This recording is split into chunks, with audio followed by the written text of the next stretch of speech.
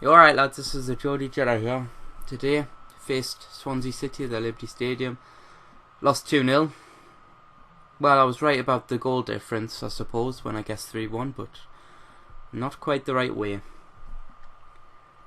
There's not much to say. I was optimistic.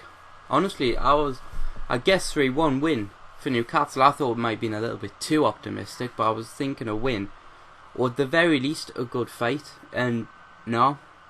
That's not the way it happened.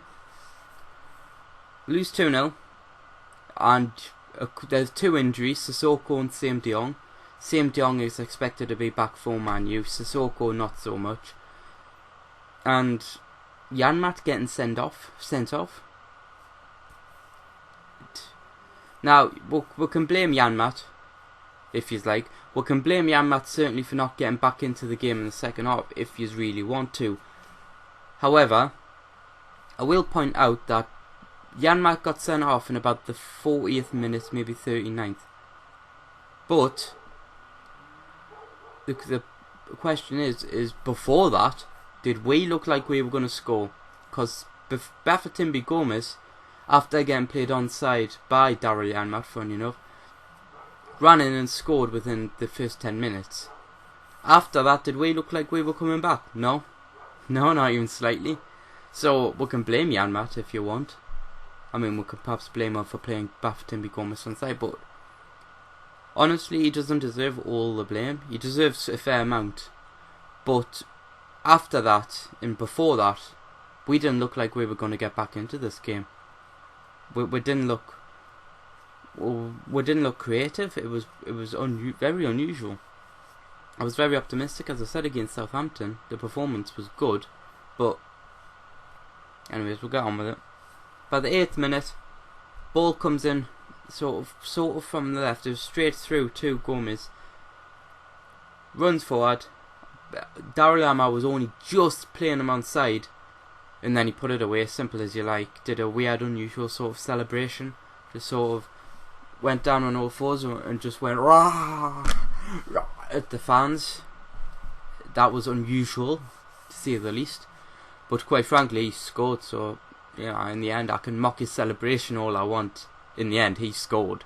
And in the end, that's all that matters. In the end.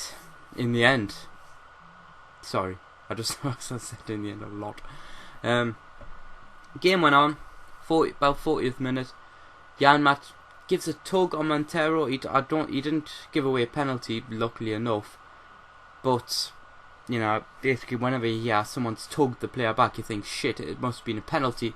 Because why would you tug anybody else? Why would you tug anybody back if they weren't in the penalty area?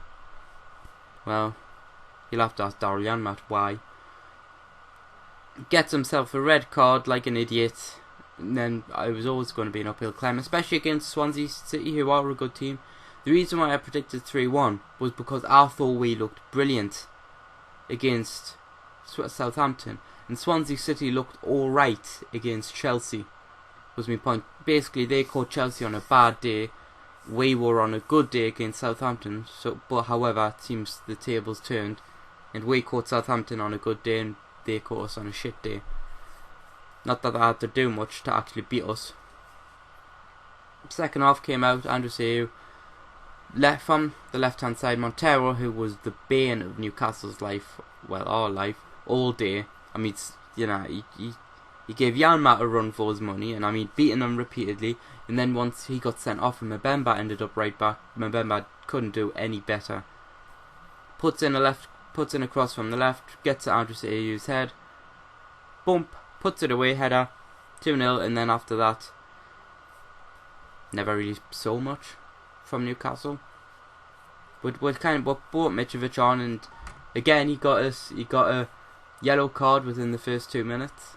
90 seconds he waited this time, which is an improvement. Eventually he won't get a yellow card a full 90 minutes, but that'll probably be next year, so we'll have a while to wait on that one. Yeah, we had a funny formation, because what happened is we didn't have a striker anymore. We had two wingers. We were playing 4-3-2 with Colback as a false number 9 instead of Wijnaldum. So yeah, it was pretty unusual. Didn't work. Although it does tell with that Jack Colback was probably well regarded by McLaren, just because, well, I mean, why on earth would you put Jack Colback up front unless you had faith in the kid? Yeah, that was it. We lost 2-0. At least we didn't get beaten like 3-0 by Norwich. I suppose that's something we can hold on to, but in the end we lost. In the end. It's been the GeordieJedi. Leave a like if you can, it really helps. Subscribe for more videos. I'll be back again for the preview of Man U. So, I'll see you in a bit.